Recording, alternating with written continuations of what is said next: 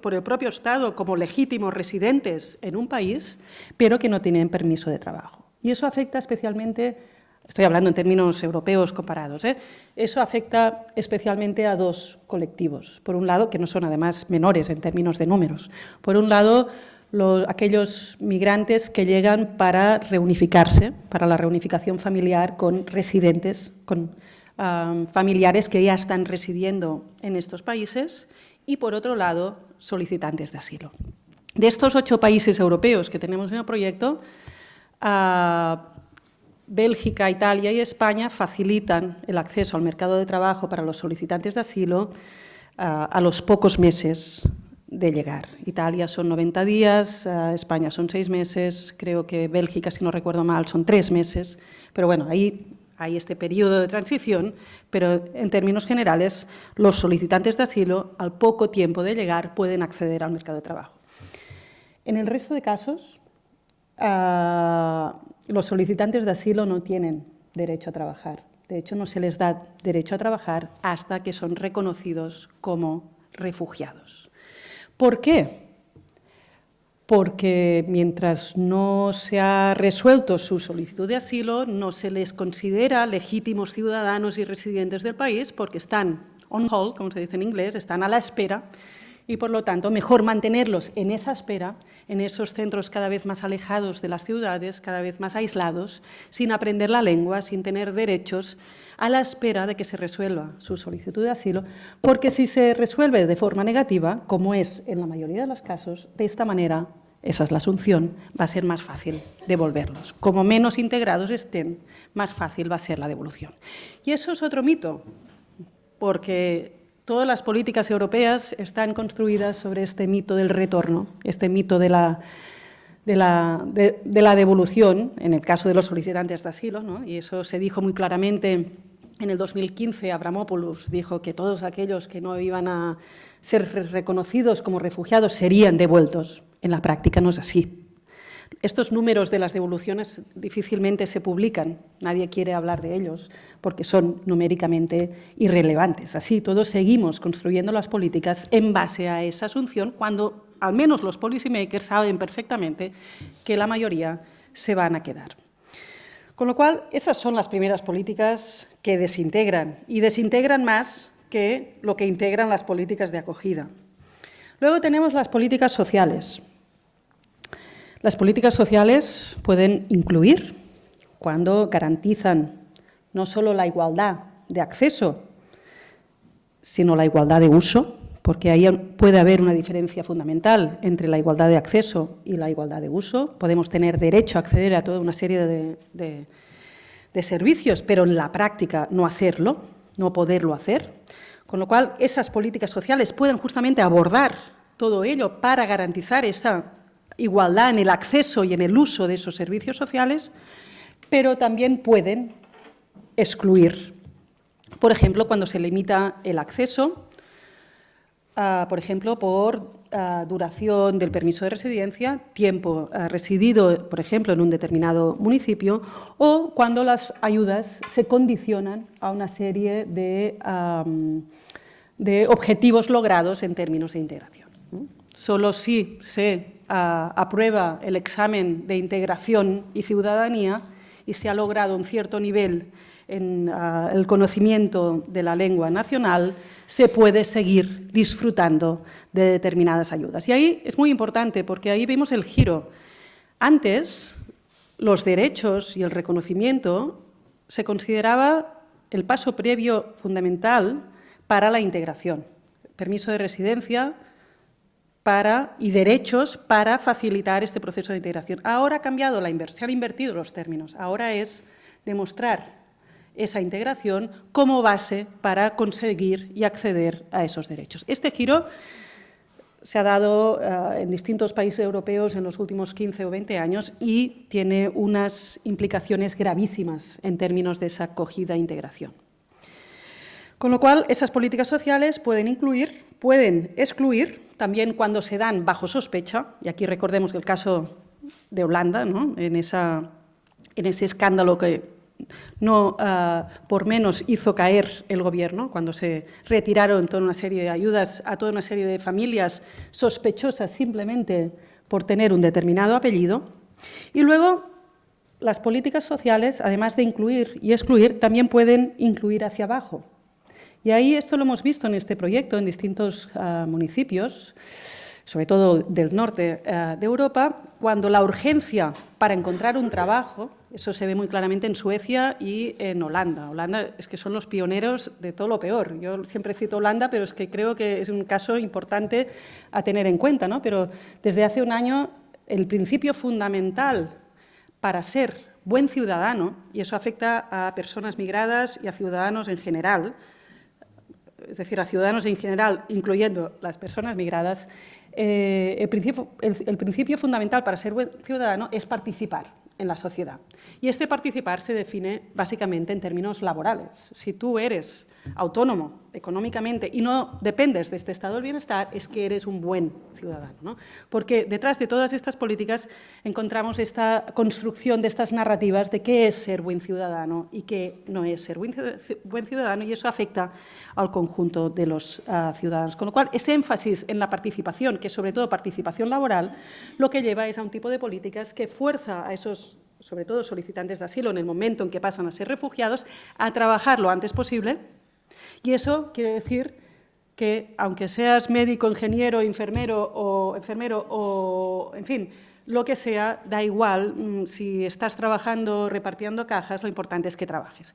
Y eso lo han señalado los distintos partners que han hecho el análisis en estos países, lo que lleva muchas veces es a presionar para una integración laboral que puede ir en contra de tiempo para aprender el idioma, tiempo para situarse, tiempo para homologar esos títulos que nunca llegan, porque la homologación es uno de los problemas gravísimos en todos estos casos. Entonces, fuerza a esa, digamos, inclusión hacia abajo. Finalmente, he dicho, factores individuales, mercado, esas políticas que desintegran más que integran, y finalmente el papel de la sociedad en su conjunto, que aquí de nuevo tiene dinámicas excluyentes e incluyentes a la vez.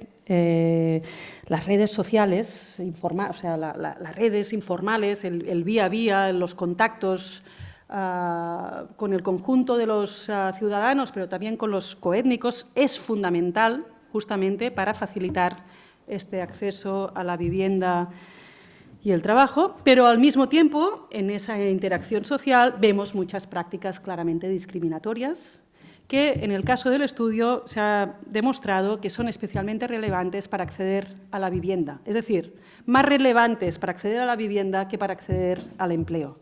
¿Por qué? Porque en contextos de gran demanda de trabajadores, los empleadores son menos selectivos.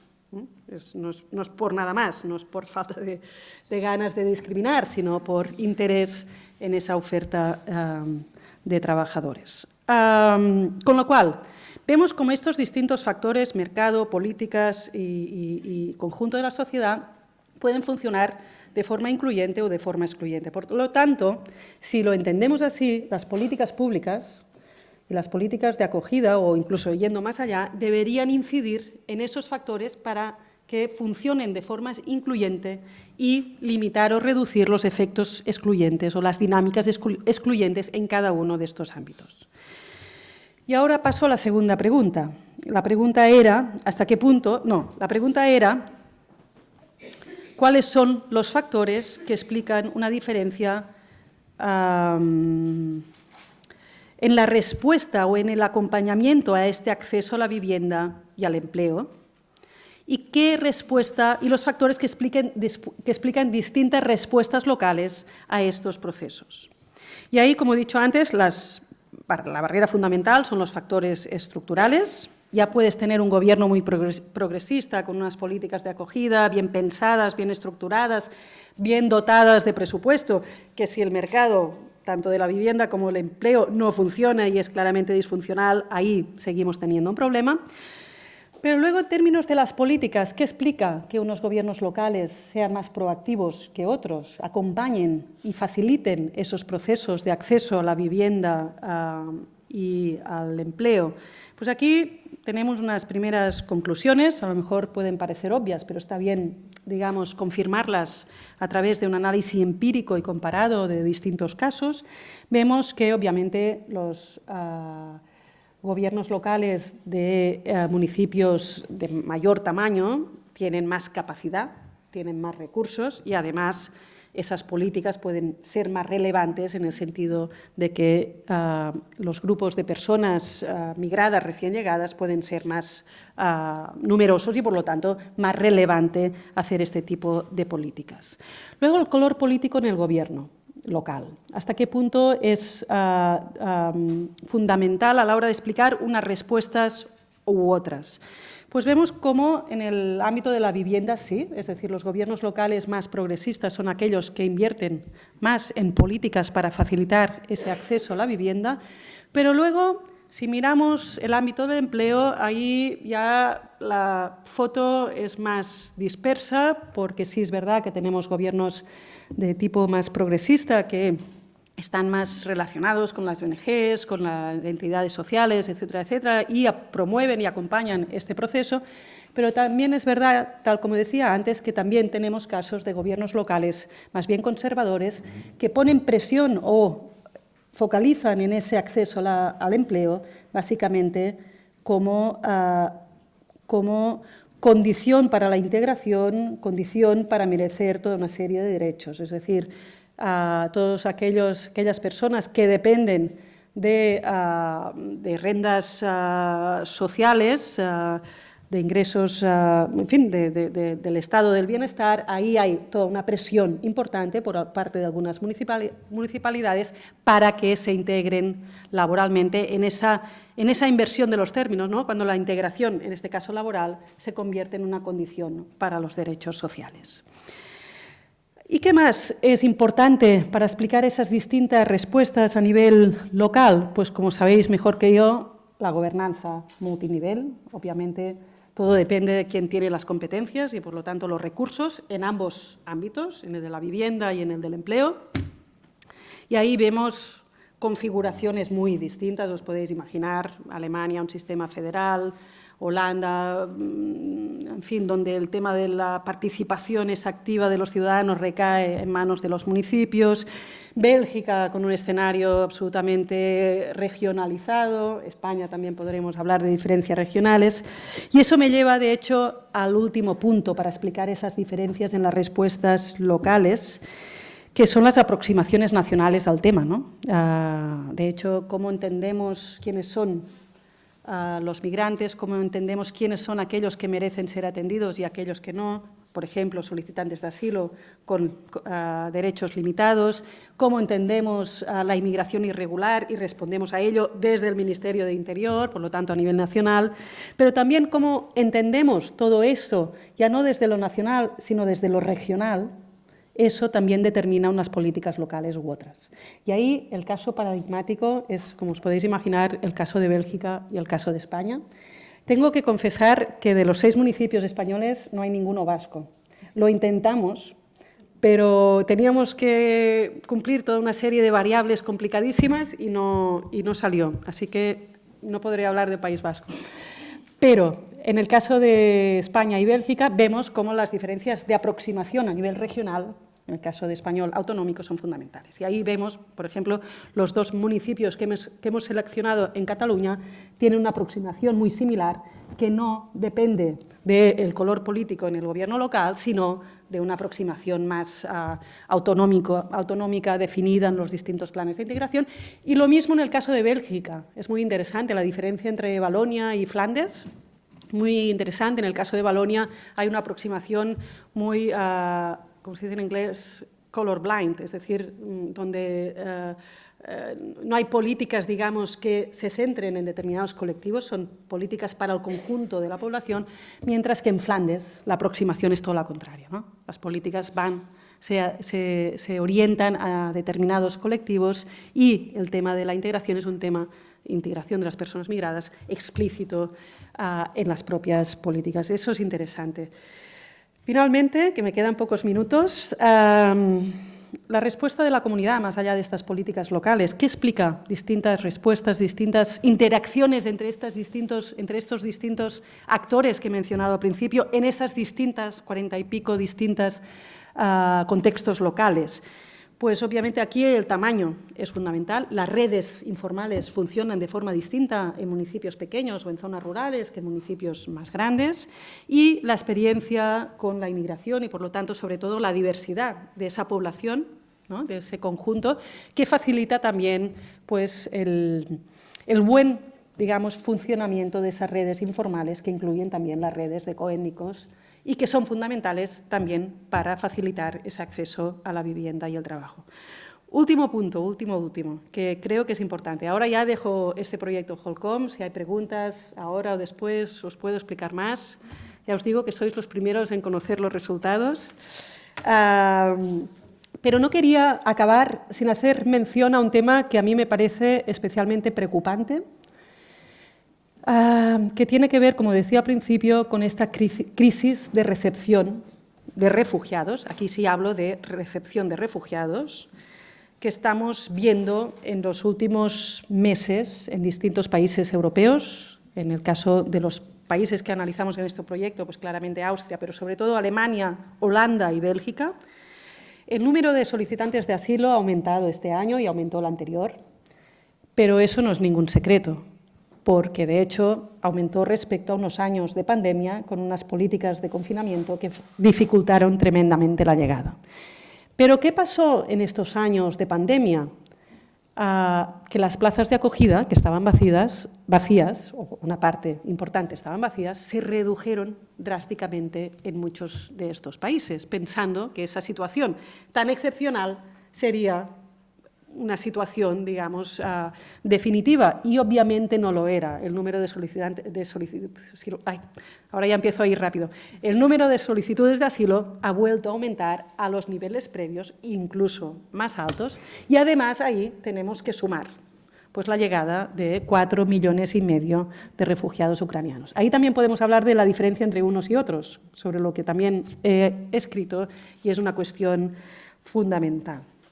Pero sería un error explicar esta crisis de recepción en términos de números, en términos de ese aumento de las llegadas, porque ahí no está la explicación estructural.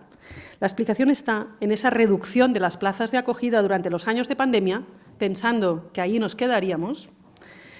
La explicación está en esa crisis gravísima y estructural de la vivienda, que tiene que ver con unas políticas de vivienda, y ahí de nuevo vuelven las políticas sociales, una crisis de la vivienda que afecta al conjunto de la población, pero lo que hace en este caso de los solicitantes de asilo es que cuando los solicitantes de asilo o los refugiados pueden salir de los centros de acogida, esos centros de acogida más macro, más grandes, para acceder a una vivienda, no hay vivienda donde acceder, con lo cual se quedan en estos centros de acogida, con lo cual no hay plazas para los que acaban de llegar, y tienen que ver, de nuevo, con esas políticas de desintegración, que lo que hacen es reducir los derechos de esos solicitantes de asilo y refugiados, que, recordemos, tienen derechos según nuestras propias leyes, no hace falta entrar en discusiones morales o éticas, tienen derechos por las propias leyes, varias, pero empezando por las leyes de asilo, pero la tendencia es toda la contraria, ir limitando estos derechos con la idea de que cuanto menos derechos tengan, menos van a llegar, menos van a venir, ¿no? Con esa idea de tener un efecto desincentivador para aquellos que estén por salir o por llegar. Y eso es gravísimo, y acabo aquí, porque lo que me importa también es la discusión con la sala. Eso es gravísimo, porque vulneramos derechos fundamentales, derechos fundamentales determinados o definidos en nuestras propias leyes, y porque esta percepción de crisis lo que está justificando son nuevas políticas restrictivas. Y aquí, de nuevo, no puedo evitarlo, voy a acabar con el caso de Holanda. No sé si recordaréis este verano, porque salió incluso en las noticias en España, este verano, en el centro de acceso a la solicitud de asilo en Holanda, que hay uno en el norte del país, en una zona rural donde no llegan ni los autobuses, se llama el municipio Ter Apel, Ahí acabaron durmiendo en la calle durante días y semanas miles de solicitantes de asilo que hacían cola para solicitar ese asilo, que es la condición para acceder al sistema de acogida. Eso generó una gran discusión a nivel nacional, se volvió a hablar de crisis migratoria, de crisis de refugiados, volvimos a hablar de los números, como si los números fueran la explicación de esta crisis, y la respuesta fue que el sistema no podía acoger a tantos refugiados, esa fue la conclusión también de 2015, con lo cual se tenían que reducir esas llegadas. Primero se habló de unas cuotas anuales para los refugiados, eso es un oxímoron con la propia ley de asilo, porque no es una cuestión de cuotas, es una cuestión de protección a aquellos que lo necesitan. Como esa vía acabó pronto, pasamos a una segunda vía, que es empezar a discutir cómo limitar los derechos de reunificación familiar de aquellos que finalmente veían reconocido su solicitud de asilo. Con lo cual, de nuevo, una crisis de refugiados, que en el fondo es una crisis de recepción, fruto de nuestras propias políticas, que son políticas de desintegración, que nos lleva a nuevas políticas más restrictivas que no harán sino provocar o incidir en esos factores que generan nuevas crisis. Y lo dejo aquí. Gracias.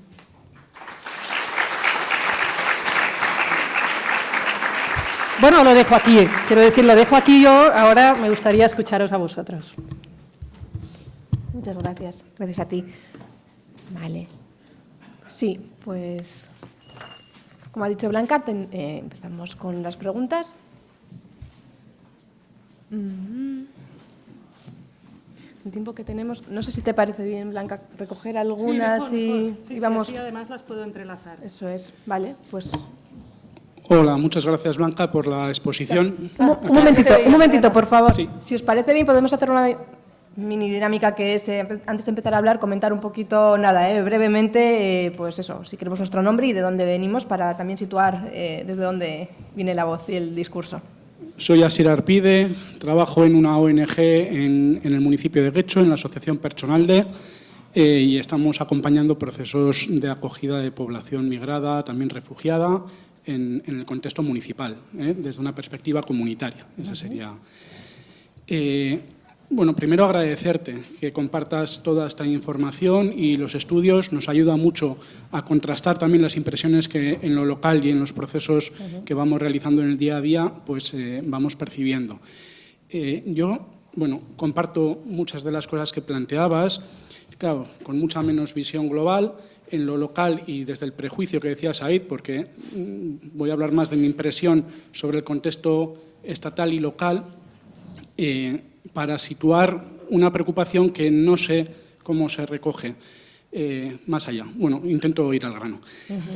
Incluso en comunidades autónomas y en municipios donde percibo que hay unas políticas que intentan paliar las dificultades y que luchan estructuralmente contra otras políticas de carácter estatal que, bueno, pues restringen esa posibilidad en la línea que decías de desintegración, etcétera, y sin decir que se ha agotado todas las posibilidades de desarrollo de políticas locales que puedan seguir incentivando la integración, pero incluso en esas condiciones que considero mejores comparativamente que en otras comunidades autónomas o en otras localidades, percibo que el estado de bienestar consigue sacar de alguna manera a las personas del riesgo, perdón, de la exclusión, pero les aboca a un espacio de vulnerabilidad que se perpetúa incluso en los procesos de integración en los que acceden a unos trabajos muy precarios, donde de alguna forma el ascensor social que anteriormente ha funcionado en los últimos tiempos parece que se atascó en el piso de la vulnerabilidad. Esto se percibe en otros contextos, se está trabajando de alguna manera. Esa era mi... Gracias. Vale, sí, y luego tenemos otra por ahí. Vale. Bueno, buenos días, Blanca. Yo soy Maya y trabajo en Vilchen. Gracias por tu exposición. No es fácil exponer perspectiva comparada sobre diferentes realidades. A mí, bueno, me ha llamado la atención un punto en concreto. Es un poco las políticas de integración en Flandes, que has dicho que, bueno, que están, si te he entendido bien, están enfocadas a colectivos determinados. No sé si eso significa que están enfocadas a unos colectivos sí y otros no, o si son diferenciadas según los colectivos. Entonces, por un lado. Y por otro lado, me gustaría saber qué colectivos, si es el primer caso, por qué se enfocan en unos colectivos determinados, qué motiva esta forma de hacer y qué impacto tiene. No sé si habéis llegado a tantos resultados, es decir, al final, si enfocamos en un colectivo determinado, qué impacto tiene en el colectivo, pero también en el resto de la comunidad, ¿sí? Con impacto positivo y negativo también que puede ser. Gracias. Tenemos una pregunta más. Vaya, Gunón. Muchas gracias por la exposición, Blanca. Soy Santi Martínez de Goistiri, una asociación pequeñita que trabajamos principalmente en margen izquierda, prácticamente como explicaba Asier, pues muy parecida a ella. Pues trabajamos con personas migradas, con sinhogarismo, con mujeres, bueno, pues un poco con exclusión. Mi pregunta era bastante concreta en cuanto a habláis de trabajo y de empleo. No sé si se pondera el empleo oscuro, si solo estamos hablando de empleo regulado. Y luego la cuestión hablamos de vivienda y de trabajo, no sé si en el estudio habéis recogido en qué orden. Igual por nuestro trabajo nos hemos dado cuenta que cada vez más existe el fenómeno del sinhogarismo empleado y era un poco, pues, si ha quedado recogido qué va primero, ¿no? El huevo, la gallina, la casa, el empleo, simplemente esas dos cuestiones. Es que ricasco. Vale, pues hacemos una primera ronda de respuestas. Sí, muy bien. Nada, reitero lo que decía al principio, que es un placer estar aquí y un placer escucharos. Como habéis dicho, yo tengo esta visión más global y comparada en estos estudios europeos, que siempre son comparados, pero me falta y mucho el terreno, el conocimiento y vivencia de ese día a día que tenéis vosotros y vosotras, y por eso yo siempre soy entusiasta de estar en este tipo de encuentros, y más aquí, que yo siento que en el País Vasco movilizáis a todo el mundo y la sensación es que aquí estáis todos, con lo cual es un placer. Sobre las preguntas o los comentarios, el tema del mercado laboral. Claro, por eso es interesante hablar, ¿no? Y desde el mundo académico, y eso se ha hecho especialmente también en el contexto norteamericano, en Estados Unidos, ¿no? Podemos hablar de integración, pero una integración hacia abajo, ¿no?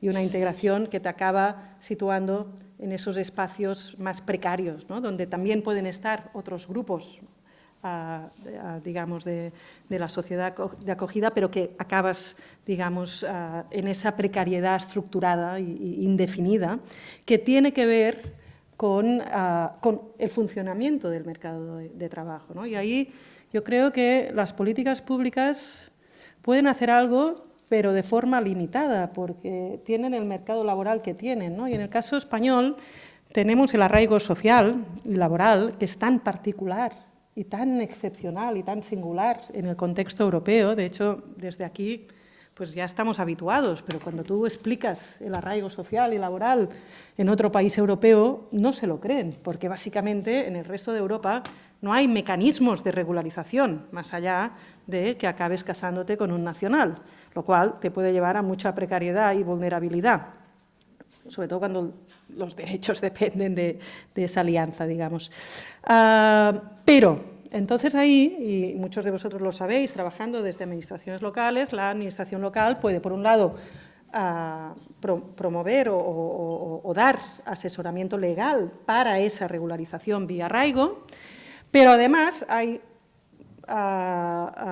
municipios, hay ayuntamientos que van un paso más allá, intentando a través de distintos programas facilitar esa oferta de trabajo o ayudar a encontrar esa oferta de trabajo, que al final es la llave para esa regularización, que es la llave para el reconocimiento legal y, por lo tanto, para el acceder a todos esos derechos.